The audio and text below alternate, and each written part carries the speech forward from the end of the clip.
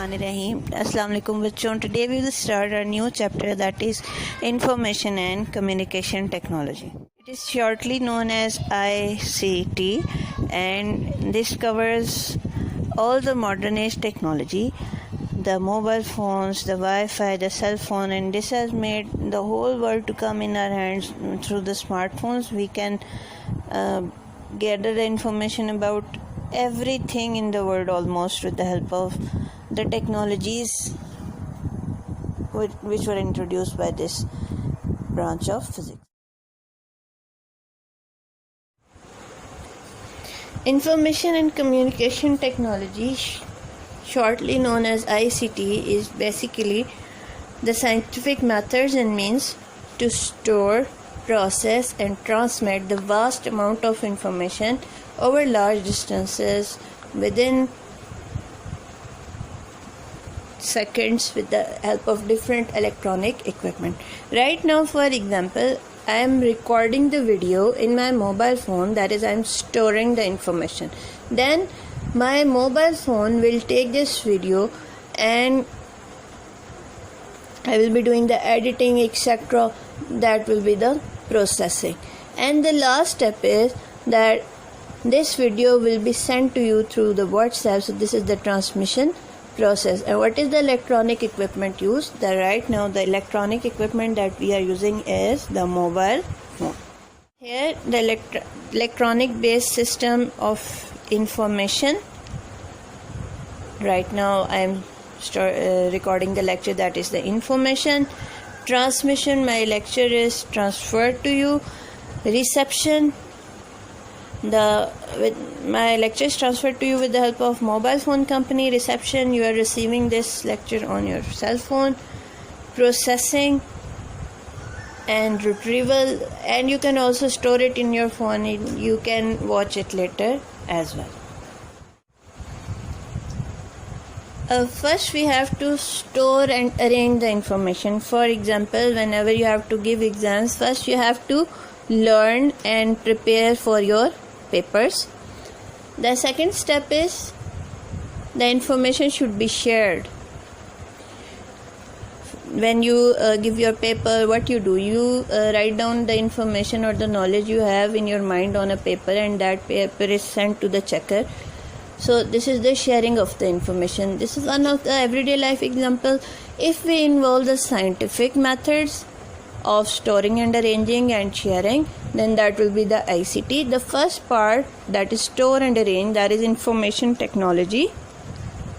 The second part, in which we share the information, is telecommunication, in which with the help of scientific methods we share the knowledge to far off or the information to far off and distant places.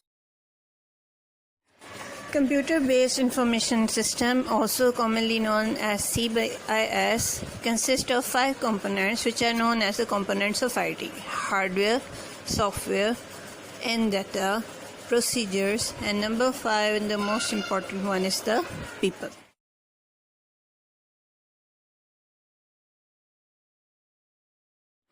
The first part is the hardware. It refers to the machinery. As you can see in the picture, there is computer system.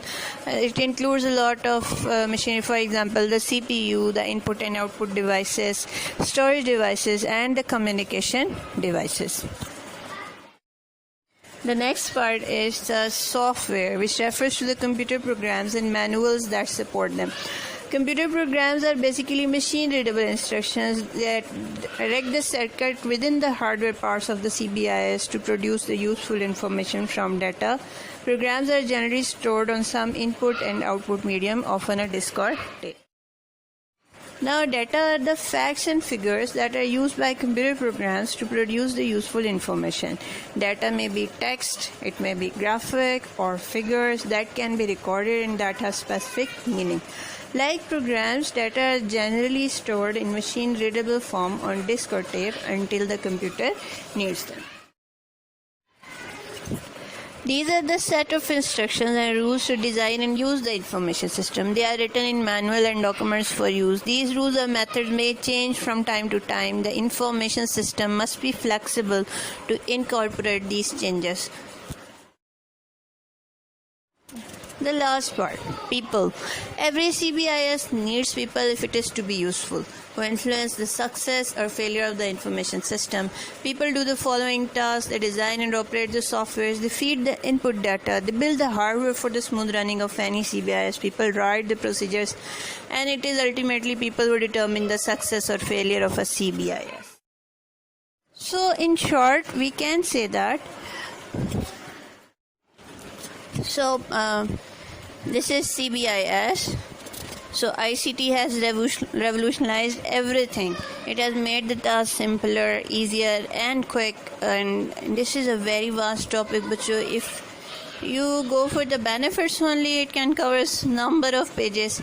So best of luck with the chapter.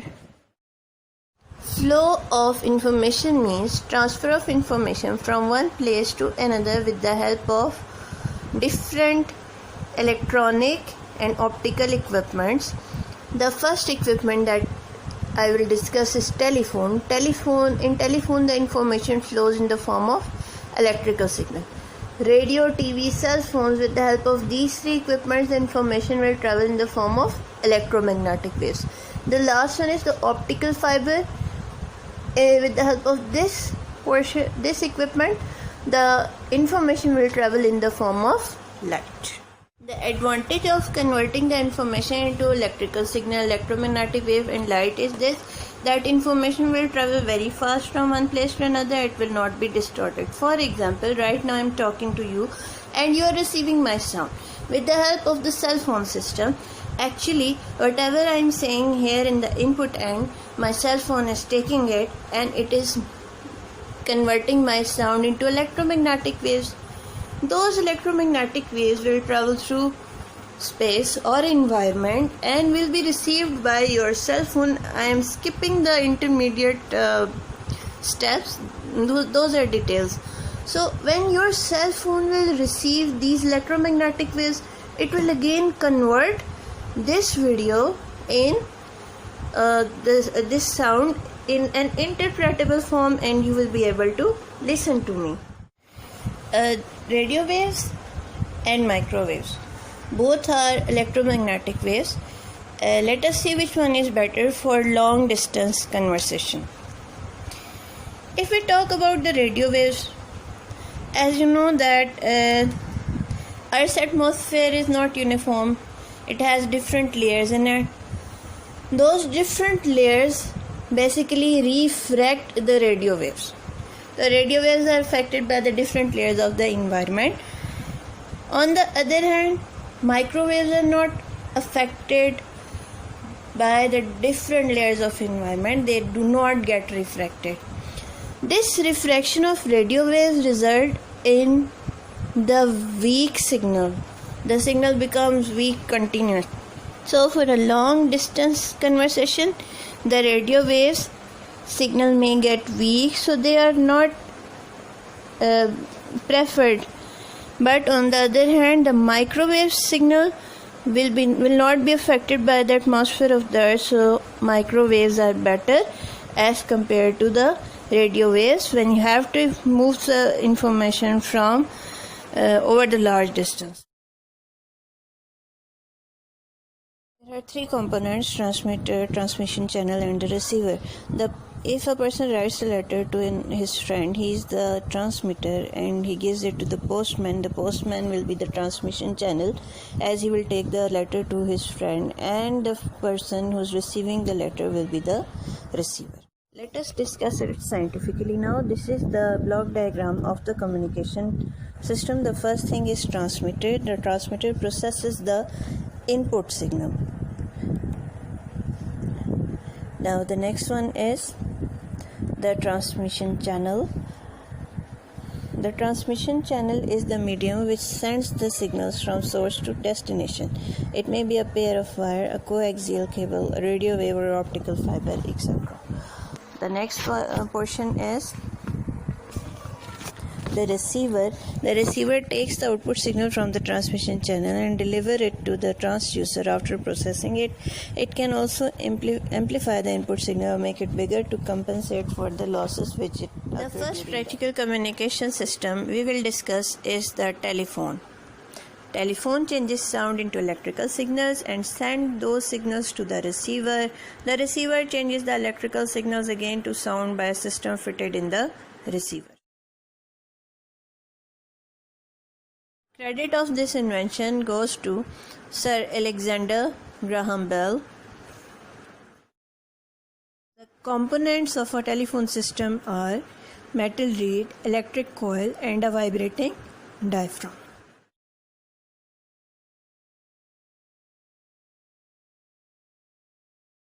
That we will be discussing is this thing. This is the transmitter. The receiver is that mouthpiece is the transmitter. Then this is the transmission channel and the further telephone lines, and this one is the receiver end. I will describe the working of the telephone set with you. This is an old phone receiver, discarded phone. Now this is the portion where we will talk, the mouthpiece. This will receive your sound. Dear students, you can see that this is the mouthpiece, and I am showing you the circuit of the mouthpiece. This is the thin metal diaphragm. Inside it there are carbon granules. When we speak, this metal diaphragm will vibrate because of sound, because sounds are vibrations. Those vibrations will cause the carbon granules to vibrate as well. When the carbon granules will vibrate, they will produce electric current, which will travel with the help of these two wires, and thus our sound will convert into electricity with the help of this portion of the telephone set. This is the transmitter. This is also known as the mouthpiece. You can see that there is a wire. Why the wire is there? Because the electrical signal needs to travel, so these wires are the transmission channel for the telephone call. Now the third component of the transmission channel is the receiver. Here is the receiver end. The call or the sound that we produce was converted in electric signal. The electrical signal will now enter into the receiver end. In the receiver end, inside this setup that you cannot see right now, if I wanted to show you, I would have broken my telephone set. Now what will happen? The electrical current will flow through an electromagnet inside it. What is an electromagnet? This is a material which behaves like a magnet when current will flow through it. When we talk in a variant way. The vibrations are there, the ups and downs are there. So the current which is coming inside the electromagnet is also having ups and downs, or it is varying. That will produce a varying or changing magnetic field. This will attract the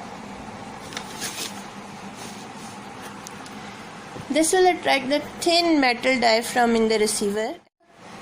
Diaphragm in the receiver end will vibrate and will produce sound waves.